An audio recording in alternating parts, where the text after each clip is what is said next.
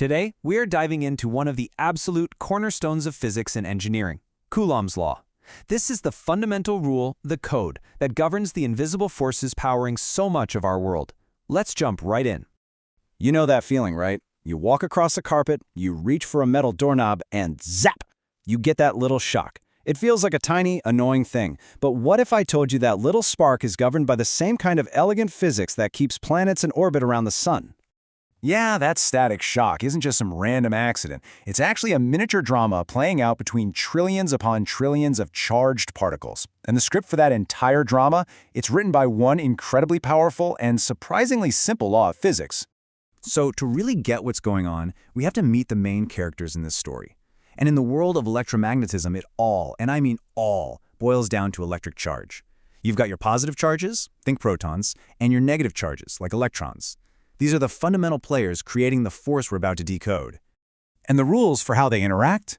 They're so simple, it's beautiful.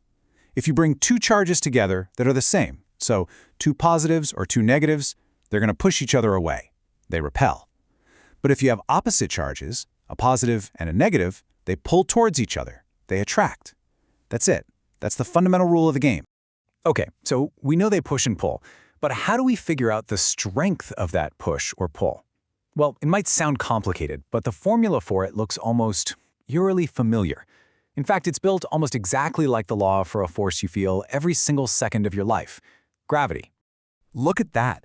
Both of these forces follow what's called an inverse square law. All that means is as you double the distance between two things, the force between them drops to just 1/4 of what it was. But there's a huge difference. Gravity, it only cares about mass, and it only ever pulls things together. The electric force acting on charge can both attract and repel. And here's the truly mind-blowing part. The electric force is so much stronger than gravity, it's not even a contest. The electric force between two protons is about 1 trillion times stronger than their gravitational pull. All right, let's zoom in on that formula for the electric force. We're going to treat it just like a recipe. We'll look at each ingredient one by one so you know exactly how to use it to calculate this force for yourself. First up, the thing we're trying to cook up, F, the force itself. This is the final result, the strength of that push or pull. And we measure it in newtons, just like any other force. Now for the main ingredients, Q1 and Q2. This is simply the amount of electric charge on each of our two objects, and we measure it in something called coulombs. The logic here is simple. More charge equals a stronger force. Next, we've got R, the distance. And this is where things get really interesting. See how it's on the bottom of the fraction and it's squared? That's our inverse square relationship in action. It means if you just double the distance between two charges, you don't cut the force in half. No, you crush it down to 1/4 of its original strength. This super fast drop-off is critical to how everything in our universe works. And finally, we have K, which we call Coulomb's constant. You can just think of this as a universal scaling factor. It's a special number that makes sure when we plug in our charges in coulombs and our distance in meters, we get a sensible answer out in newtons. It's basically a fundamental tuning knob for the strength of electricity in our universe. So you might be wondering, how does one charge even know that another one is over there to push or pull on it, especially across empty space? Well, the answer is something called the electric field. You see, a charged particle doesn't just sit there. It constantly creates this invisible field of influence all around it.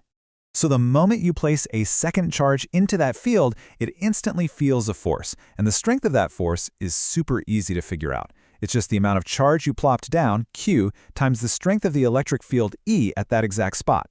It's a beautifully simple relationship that explains this mysterious action at a distance. Okay, enough with the theory. You know the best way to really understand a law of physics is to actually use it. So let's walk through a real-world example and see how all these pieces come together in a calculation. So here's our mission. We've got two electrons. These are our fundamental negative charges, and they are sitting 1 micrometer apart. That's just a millionth of a meter. We need to figure out the force that exists between them. First things first, let's get our facts straight. We know the charge of an electron. It's a fundamental constant of the universe. And since we have two of them, Q1 and Q2 are exactly the same. We're given the distance, R, and we always know our good old friend Coulomb's constant, K. The only thing left to find is the force, F. Now, it's just a matter of plugging those numbers right into our formula. We take k, multiply it by the two charges, and then divide the whole thing by the distance squared. And you'll see those absolute value bars around the charges. That's because right now, we only care about the magnitude, the raw strength of the force.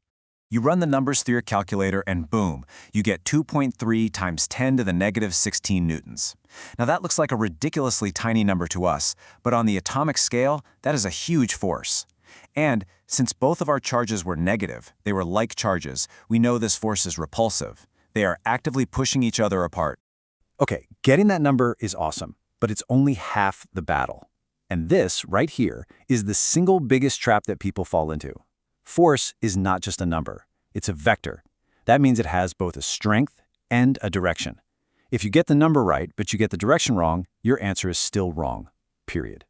So here is a super simple, foolproof three-step method. Step 1, use the formula to find the magnitude, the raw number, just like we did. Step 2, figure out the direction. This is easy. It's always a straight line connecting the two charges. And finally, step 3, determine the sense. Are they pushing apart, repelling, or are they pulling together, attracting? Just use the rule about like and opposite charges. Follow these 3 steps and you will get the full, correct vector every single time.